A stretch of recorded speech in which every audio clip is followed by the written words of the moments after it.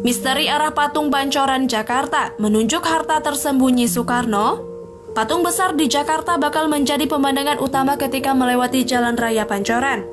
Tak jarang, kemacetan pun sering terjadi di kawasan tersebut. Patung Pancoran juga merupakan salah satu patung yang menjadi landmark atau simbol penanda kota di Jakarta yang terkenal. Namun, patung besar yang sebenarnya bernama Patung Dirgantara itu menyimpan banyak cerita. Salah satunya kabar mengenai lokasi harta karun Presiden pertama Republik Indonesia Soekarno. Sebenarnya, kawasan Pancoran dahulunya merupakan markas besar TNI Angkatan Udara.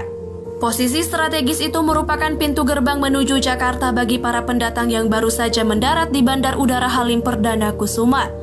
Ide pertama pembuatan patung berasal dari Presiden Soekarno.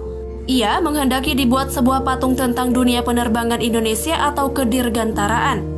Patung ini menggambarkan manusia angkasa yang menggambarkan semangat keberanian bangsa Indonesia untuk menjelajah angkasa raya.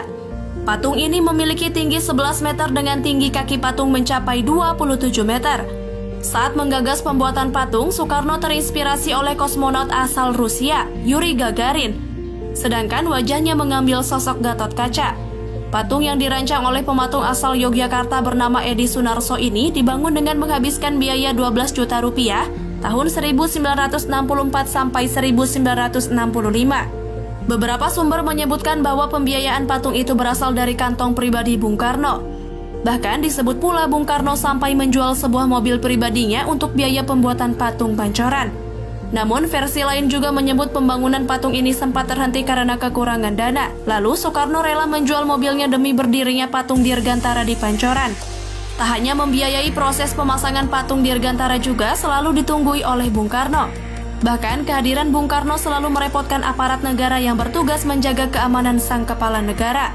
Bung Karno sangat detail memperhatikan setiap pembangunan patung termasuk arah patung. Karena hal inilah yang kemudian muncul kabar Soekarno punya rencana tersendiri atas patung Dirgantara. Salah satunya, Soekarno dikabarkan menyimpan harta karun di suatu tempat yang ditunjukkan tangan patung perunggu tersebut. Kabar lain juga menyebutkan bahwa patung ini menghadap ke pelabuhan Sunda Kelapa yang merupakan jantung peradaban bangsa Indonesia selama dijajah Belanda.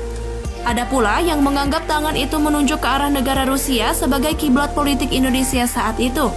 Jadi, apakah benar ada harta karun Soekarno? Sejumlah pengamat menilai anggapan harta karun yang ditunjuk patung Pancoran itu hanya desas-desus belaka. Tak ada makna khusus arah tangan mengacung patung tersebut. Akan tetapi, tangan patung ini sebenarnya menunjuk ke arah utara tempat Bandar Udara Internasional Kemayoran.